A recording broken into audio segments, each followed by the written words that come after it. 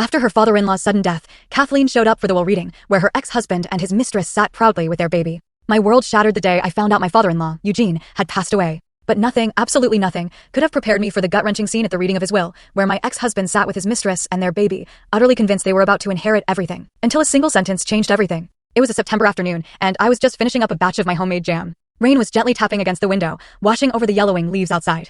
My tiny kitchen was warm, filled with the sweet scent of sugar and fruit. I was sealing the last jar when the phone rang so suddenly it made me jump. The jar slipped, crashing to the floor. My sticky fingers fumbled for the phone, an unfamiliar number lighting up the screen. Kathleen, a formal, dry voice said. This is Kenneth Burke, a notary. I'm calling with sad news. Eugene Burton passed away yesterday. Another jar crashed, shards flying. What do you mean, passed away? I whispered, gripping the table to steady myself. I just saw him last week. He looked perfectly healthy. He was talking about planting new saplings in the garden come spring. Heart attack, the notary said bluntly. It happened during the night. They couldn't save him.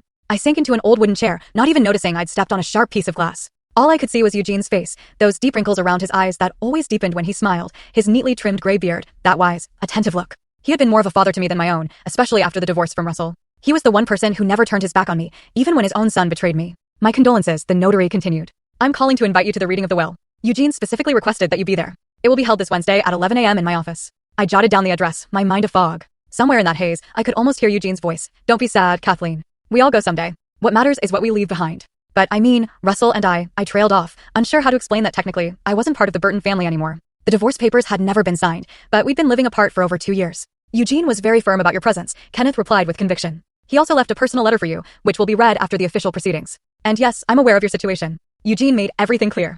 After the call, I didn't move. A sharp pain in my foot finally snapped me out of the daze.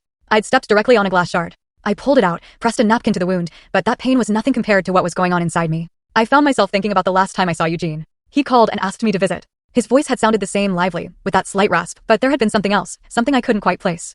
I didn't come empty-handed. I baked him his favorite apple pie with cinnamon. We sat in his apartment, walls lined with bookshelves, an old clock ticking steadily. We drank tea from delicate porcelain cups, the kind his late wife, Olivia, used to collect. You know, Kathleen, Eugene had said, peering at me over his old-fashioned metal-framed glasses, you're the only one who remembers what kind of tea I like. Even Russell never paid attention. As long as it's strong, he's fine. But you always care about the little things. That's your strength. You notice what others don't.